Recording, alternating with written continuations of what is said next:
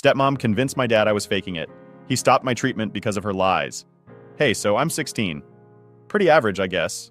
Except for this chronic illness that's been making my life a constant mess since I was a kid. It's always been me and my dad, Greg. My mom passed away when I was young, so he's been my rock ever since.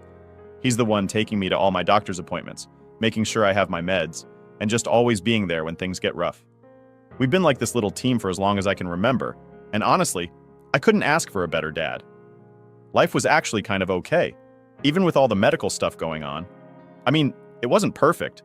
I'd miss a bunch of school or get stuck in the hospital for a week here and there, but I always knew that my dad had my back. And then, a few months ago, everything changed. Dad met this woman at work, Samantha. She came into our lives like some sort of whirlwind, and at first I thought it was cool. I mean, my dad's been through a lot and he deserved to be happy, right? When he first introduced me to her, I didn't really know what to expect. I mean, it was just us for so long that the idea of someone new coming in was kind of weird. But Samantha seemed all right at first. She was friendly, like she made an effort. She'd bring over snacks or these little gifts like she was trying really hard to make a good impression. One time she was all, "Hey Evan, how about we have a guys' night? We could play some video games or watch a movie, whatever you want." I remember thinking, wow, she's really putting in the effort. And honestly, I liked it.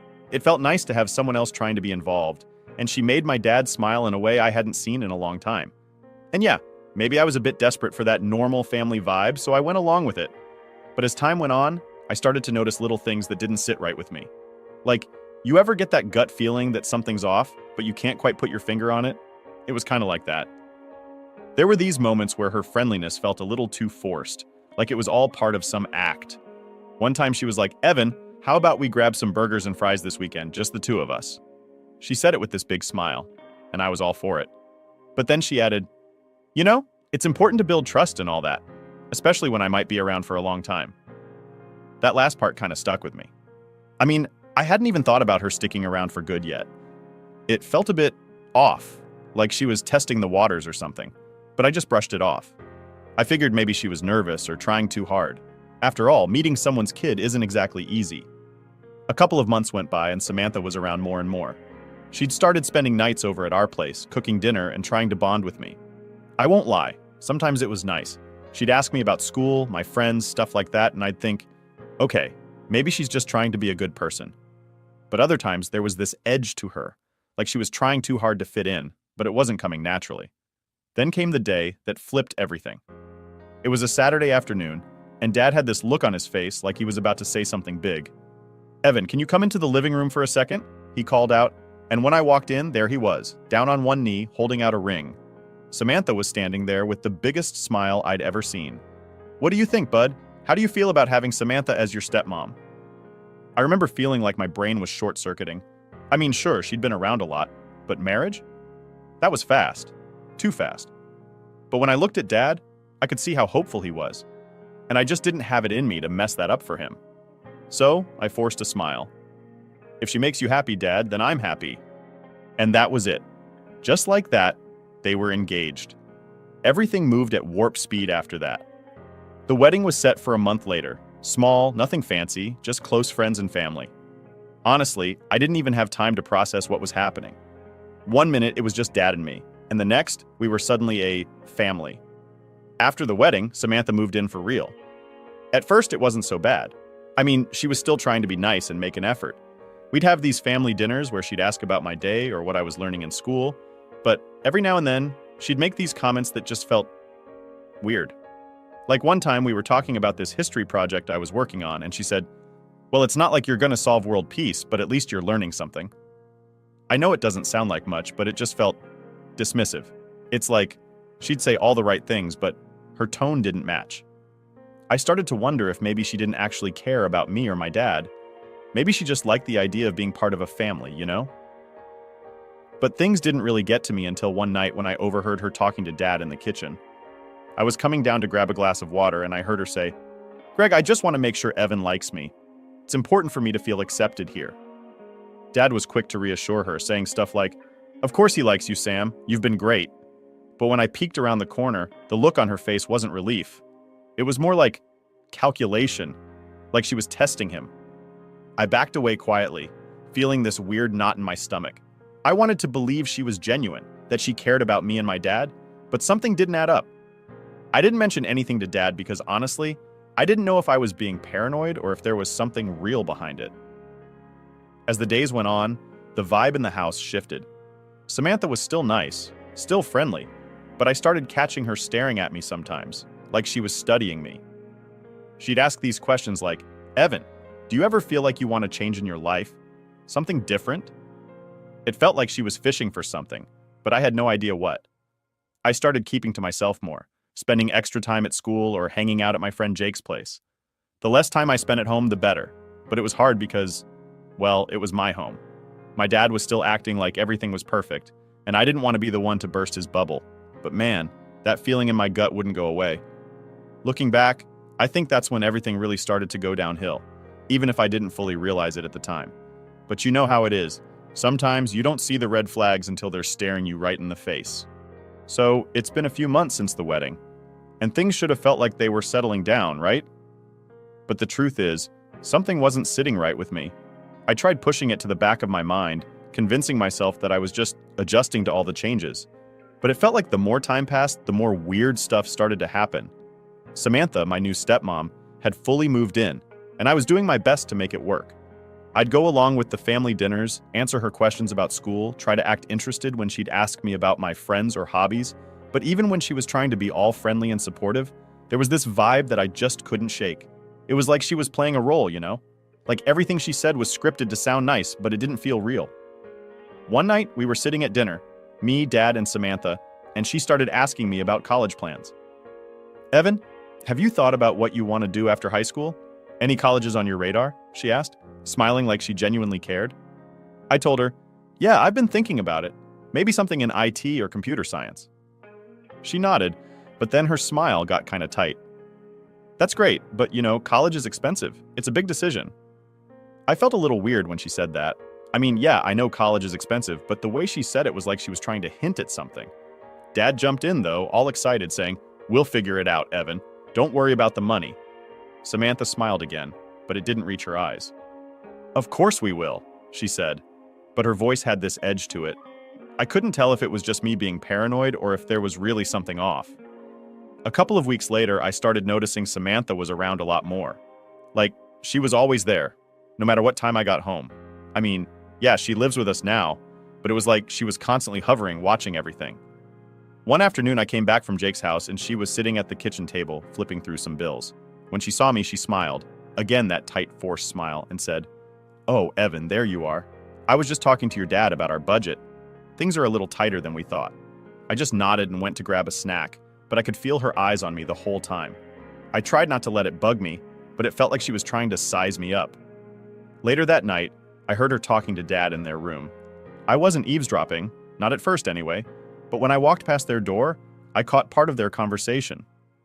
"Greg, we need to be practical. Evan's medical bills are piling up and we're not exactly rolling in cash," Samantha was saying. My dad's voice was quieter, like he was trying to calm her down. "He's my son, Sam. I'll find a way to make it work. We'll manage."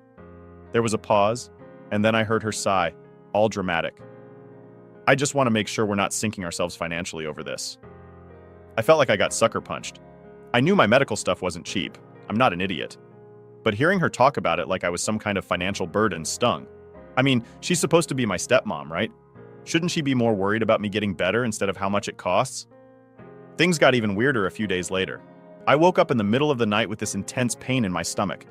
It was like everything inside me was on fire.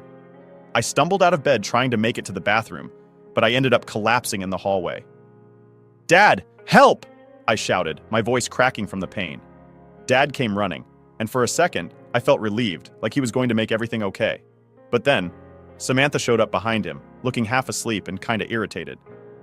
"What's going on?" she asked, rubbing her eyes like I'd just woken her up for nothing. "It hurts, Dad. I think something's really wrong," I managed to say, clutching my side. Dad looked worried, but Samantha just crossed her arms. "Greg, maybe we should wait it out. You know how dramatic teenagers can be?" She said it so casually, like I was faking or something. I saw Dad's face, and he hesitated for a split second, like he was actually considering what she said. I felt this wave of panic because I needed help, and fast.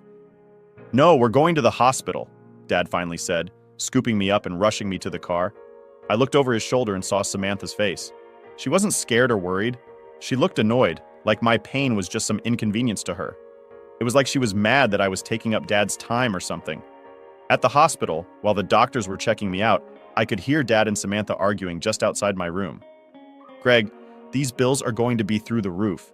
Are you sure this isn't just, one of those things where he's overreacting?" she whispered.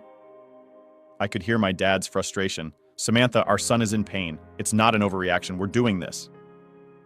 When she said, "our son," I should have felt relieved, right? Like she was trying to include me or something. But the way she said it was so forced. It didn't sound like she meant it at all. I was lying there, hooked up to all these monitors and IVs, and I couldn't shake the feeling that everything was about to go downhill. It was like a storm brewing, and I was stuck right in the middle of it.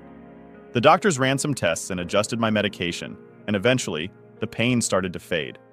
But the feeling of unease stuck with me. After they discharged me, we drove back home, and the car ride was dead silent. Dad kept glancing at me through the rearview mirror, and I could tell he was worried. But Samantha just stared out the window, her expression completely blank. When we got home, she immediately went to the kitchen, like nothing had happened. "I'll make tea," she said, but her tone was cold. Dad helped me to my room, and for a moment, I thought maybe he'd talk to me about what happened, ask how I was feeling or something. But instead, he just gave me a quick, "Get some rest, buddy," and went downstairs. I lay there in bed, staring at the ceiling. I couldn't stop thinking about the way Samantha looked at me in the hospital, like I was some kind of inconvenience. It felt like I was being pushed to the sidelines in my own home, and the worst part was, I didn't know how to talk to Dad about it. I mean, what was I supposed to say? "Hey Dad, I think your new wife doesn't actually care about me?" That's not exactly a fun conversation to have. That night, I tried to sleep, but my mind kept racing. I kept replaying the way Samantha's face looked. So cold, so detached. It didn't make sense. I'd been trying so hard to get along with her, to make this whole family thing work, and it was like she was determined to make me feel like an outsider. The next morning, things were back to normal. Samantha acted like nothing had happened, making breakfast and chatting with Dad like we were the perfect little family. But I couldn't shake the feeling that something was seriously wrong, and for the first time, I started to wonder if this was just the beginning of a much bigger problem. Alright, so after that night at the hospital, things didn't get better. In fact, they got worse. Samantha's attitude was different, like she wasn't even trying to hide it anymore. Every time I was in pain or felt sick, she'd roll her eyes or make some comment under her breath. And Dad, well, he was still trying to keep things together, but it was like Samantha had a hold on him. He didn't push back as much as he used to, and it felt like he was always second-guessing everything I said. One morning, I woke up with that same familiar pain in my stomach. It wasn't as bad as before, but it was enough to keep me in bed. I called out to Dad, but it was Samantha who showed up in the doorway, leaning against the frame with her arms crossed. "What now, Evan?" she asked, and her tone made it clear she was annoyed. "I don't feel good," I said, trying to sit up but feeling that sharp pain shoot through me. "I think I need to stay home today." Samantha sighed like I just asked her to do the most inconvenient thing in the world.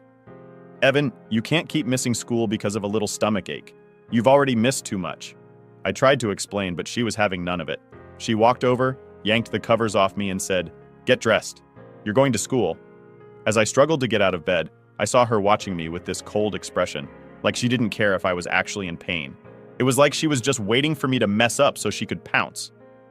I stumbled my way to the bathroom, trying to ignore the throbbing ache in my side. When I got back to my room to get dressed, she was gone, and I was left there, feeling like I was fighting this battle alone. At school, I pulled Jake aside. I needed to tell someone what was going on, and he's been my best friend for as long as I can remember. If anyone would get it, it'd be him. "Dude, it's getting worse," I said.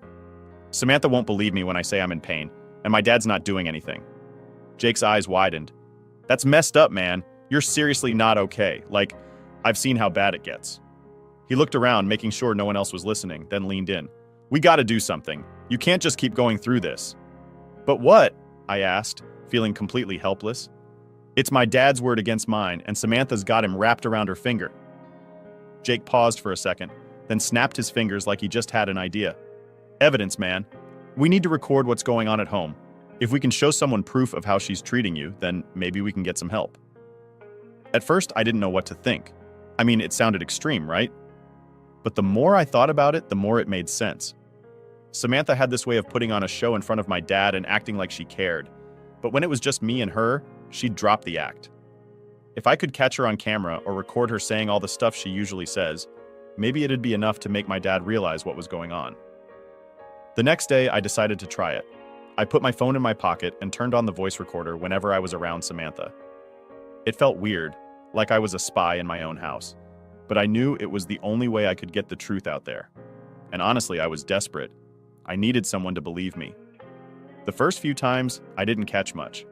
She'd ask me about my day in that fake nice way she always does, and I'd respond, waiting for her to say something messed up, but she didn't. It was like she knew.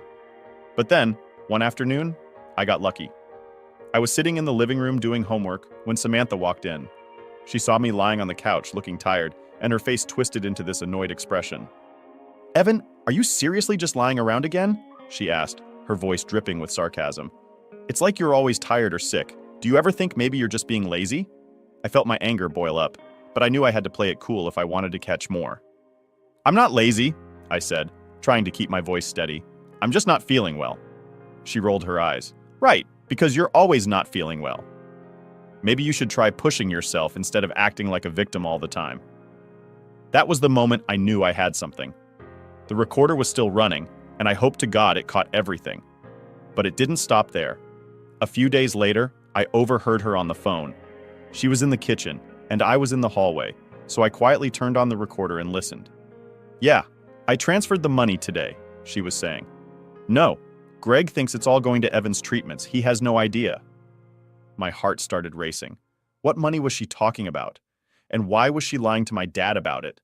I crept closer, careful not to make any noise. "Just make sure everything's set up on your end," she continued. "I don't want any loose ends." I couldn't believe what I was hearing. Was she stealing money from us? And why? I quickly hit stop on the recorder and walked away before she noticed me. That night, I went to Jake's place. I needed to talk to him about what I found. "Dude, I got her," I said, showing him the recordings. "She's not just mistreating me, she's stealing money too." Jake's eyes went wide as he listened. "Holy crap, man, this is serious. We need to get this to someone who can actually do something." We decided to tell Mrs. Lopez, our teacher. She's always looked out for me, and she's the kind of person who doesn't put up with any nonsense. The next day, Jake and I went to her classroom during lunch. "Mrs. Lopez, we need your help," I said, my voice shaking a little. She looked up, concerned. "What's going on, Evan?" I took a deep breath and told her everything. How Samantha's been treating me, the stuff I recorded, and the phone call I overheard. Mrs. Lopez listened quietly, her face getting more serious with every word. When I finished, she didn't waste any time. "Evan, this is not okay. We need to take this to someone who can help. Your doctors, the authorities, someone." "But I'm scared," I admitted. "What if they don't believe me? Or worse, what if Samantha finds out?" Mrs. Lopez placed a hand on my shoulder. "Evan, you're doing the right thing. This isn't your fault, and you shouldn't have to go through this alone. We'll figure it out together." Hearing her say that felt like a weight lifting off my chest. For the first time in a long time, I felt like maybe there was a way out of this. "Thanks, Mrs. Lopez," I said, feeling a little more hopeful. "I just hope it's enough." She nodded. "We'll get more evidence if we need to, but right now, we have enough to start asking questions. You're stronger than you think, Evan. Don't let anyone tell you otherwise." That day, as I walked out of her classroom with Jake, I felt a mix of fear and determination. We had a plan now, and even though I was scared of what might happen next, I knew one thing for sure. I wasn't going to let Samantha keep getting away with this. Not anymore. After talking to Mrs. Lopez and showing her the recordings, things moved faster than I expected. I thought maybe it'd take weeks or even months to get anyone to listen to us, but she wasted no time. She contacted my doctors and told them about the situation, and the next thing I knew, I was back at the hospital for another checkup. It felt weird, like everything was suddenly speeding up, and I wasn't sure if I was ready for it. Dad took me to the appointment, and I could tell he was on edge. He kept glancing at me while we were in the waiting room, like he was trying to read my mind or figure out what was going on. He didn't say much, just a lot of, "You feeling okay, buddy?" and "We'll get through this." I didn't know how much he knew, or if he was just pretending everything was fine for my sake. But I could tell something was different. The doctors ran a bunch of tests, and I could see them exchanging looks and whispering to each other. I couldn't hear what they were saying, but I knew it wasn't good. When one of them came over and started asking me questions, like if I was getting my medication regularly, or if anyone was monitoring my symptoms at home. I felt this sinking feeling in my stomach. I glanced over at Dad, and he looked confused, like he didn't understand why they were asking these questions. That's when one of the doctors pulled Dad aside. I watched as they talked, and I could see the expression on Dad's face go from confusion to something that looked like anger or maybe even fear. He kept shaking his head, and I could tell he was arguing back, but the doctor stayed calm, just nodding and speaking quietly. I couldn't make out what they were saying, but it was clear they were serious. After a while, Dad came back to my side. He tried to put on a smile, but it was shaky. "Hey, buddy, they're just being cautious, okay? They want to make sure everything's all right." I nodded, but I could tell there was more to it than that. The doctors wouldn't have called us in like this if they didn't have serious concerns. As we were getting ready to leave, the doctor who talked to my dad pulled me aside. "Evan, if there's anything you need to tell us about how things are going at home, you can talk to me. It's important we know everything to make sure you get the right care." I felt my heart racing, and I wanted to tell him everything right then, but I was scared. What if Samantha found out? What if Dad didn't believe me? I just nodded, pretending everything was fine. "Yeah, it's okay, I'm getting my meds and stuff," I said, trying to sound convincing. The doctor didn't look convinced, but he didn't push it. "All right, just remember, you can always reach out if you need anything." On the way home, the tension in the car was thick. Dad kept glancing over at me like he wanted to say something, but he didn't. I was staring out the window, wondering what would happen if Samantha found out we were talking to doctors behind her back. She was already suspicious of me, and I didn't want to make things worse. When we got home, Samantha was waiting for us. She was standing in the kitchen, arms crossed, with this look that made my skin crawl. "How was the checkup?" she asked, her tone casual but her eyes cold. Dad forced a smile. "It was fine, just routine stuff." He was trying to act normal, but I could see the tension in his shoulders. Samantha turned to me, and I could tell she was testing me. "Evan, did they find anything new? You know, you've been going to the hospital a lot lately." She said it like she was accusing me of faking it or something. I just shrugged. "No, they said everything was the same." "Good," she replied, still watching me closely. "We wouldn't want any unnecessary drama, right?" The next few days felt like walking on eggshells. Samantha was around more than ever, and it felt like she was keeping an eye on me, waiting for me to mess up or say something that would give away what was really going on. I had to be careful, keeping my phone hidden and only recording when I was sure she wouldn't catch me. Then one afternoon, I overheard a phone call that made my heart drop. I was supposed to be napping in my room, but I heard Samantha's voice from downstairs, so I quietly opened my door and crept to the top of the stairs. She was on the phone, her voice low and serious. "Yes, I know. No, he's fine, just stubborn as always. Greg's clueless, but that's how I want it." I felt my stomach twist. She was talking about me and Dad, and it wasn't in a good way. I fumbled to pull out my phone, hitting the record button as fast as I could. "Just keep things quiet for now," she continued. "I've moved more money today, another $4,000. He thinks it's all for Evan's treatments, but if all goes well, he won't find out until it's too late." I pressed my back against the wall, my heart pounding so hard I was sure she could hear it. She was stealing money, and she was planning something, but I didn't know what.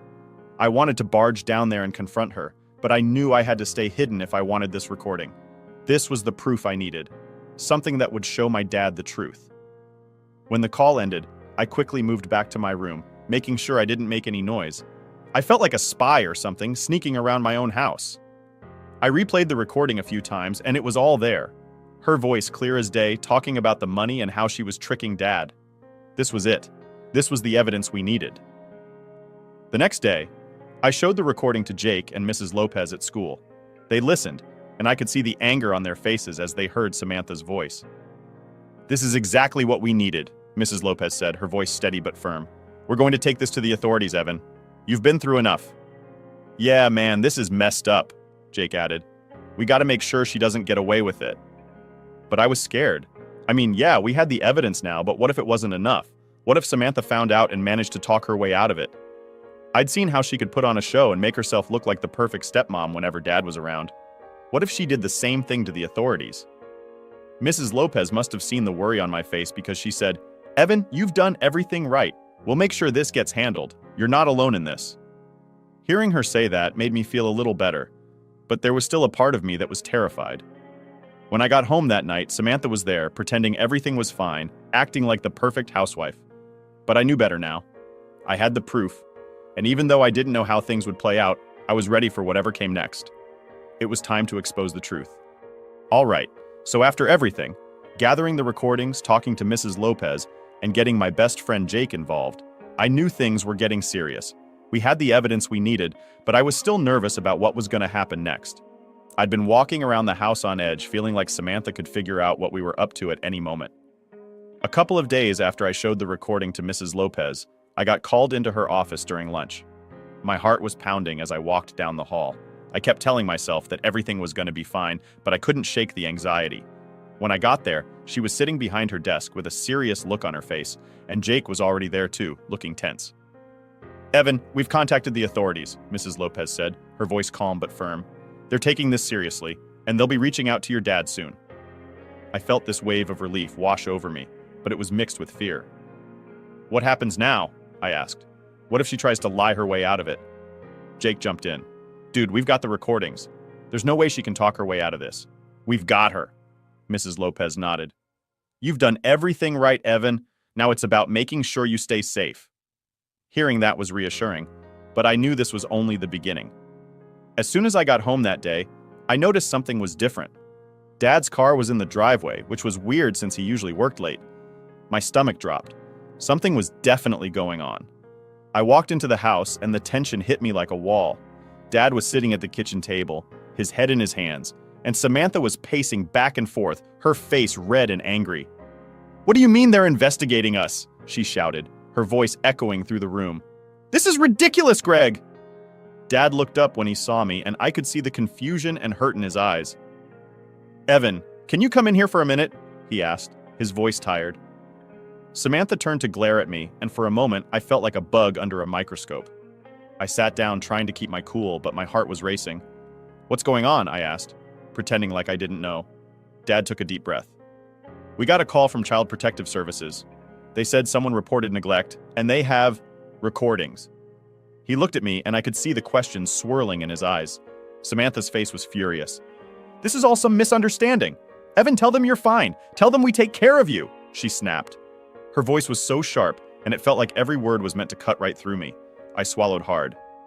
"Dad, I recorded what was happening because I needed proof. I knew something wasn't right." I pulled out my phone, my hand shaking as I played the recording where she talked about taking money meant for my treatments. Samantha's voice filled the room, and Dad's face went pale. She tried to grab my phone, but I pulled it back. "Evan, you little—" she started, but Dad cut her off. "Samantha, enough!" he yelled, slamming his hand on the table. I'd never seen him like that before. He looked so angry, but there was sadness too, like everything was crashing down around him. "Is this true?" he asked, his voice breaking. "Have you been taking money and lying to me?" For a second, Samantha's face softened, and she tried to play the victim. "Greg, it's not what you think. I was just trying to manage things. You know how expensive Evan's treatments are. I was doing it for us." But I wasn't buying it, and this time neither was Dad. He looked at me, and I could see something changing in his eyes, like he was finally seeing the truth. "Evan, go to your room," he said, his voice quiet. "I need to talk to Samantha alone." I didn't need to be told twice. I rushed to my room, but I left the door open just a crack so I could hear what was going on. I know I probably shouldn't have eavesdropped, but I needed to know how this was going to play out. As soon as I was out of sight, Samantha's tone changed completely. She was trying to spin the story, saying how she was just stressed and felt like she had no choice, but Dad wasn't having it. "You've been lying to me, Sam. You've been taking money meant for Evan's treatments and using it for God knows what. How could you do this?" Her response was cold. "I did what I had to. You were so focused on Evan that you weren't thinking straight. I was trying to protect us." I could feel my hands clenching into fists. She was still pretending like this was all for us, like she hadn't been making my life a living nightmare. It was silent for a while, and then I heard Dad's voice again, softer this time. "I can't believe I trusted you." There was something final in his tone, like he was done. "Pack your things. I want you out of this house by tonight." I didn't hear what she said next because it was mostly shouting and the sound of her stomping around the kitchen. I sat there on my bed, feeling a mix of relief and fear. Relief that my dad was finally standing up for me, but fear because I didn't know what Samantha would do next. I could hear her slamming things around, and it sounded like she was packing up to leave. A few hours later, Dad knocked on my door. "Evan, can we talk?" he asked, his voice sounding heavy. I nodded and let him in. He sat down next to me, and for a moment he just stared at the floor. like he was trying to figure out what to say. "I'm sorry, buddy," he finally said. "I should have believed you. I should have seen what was happening, but I didn't, and that's on me." He looked up at me, and I could see the guilt all over his face. "I failed you." I felt a lump in my throat, and I didn't know what to say. Part of me was still angry that it took him this long to see the truth, but another part of me just felt relieved that he was finally on my side.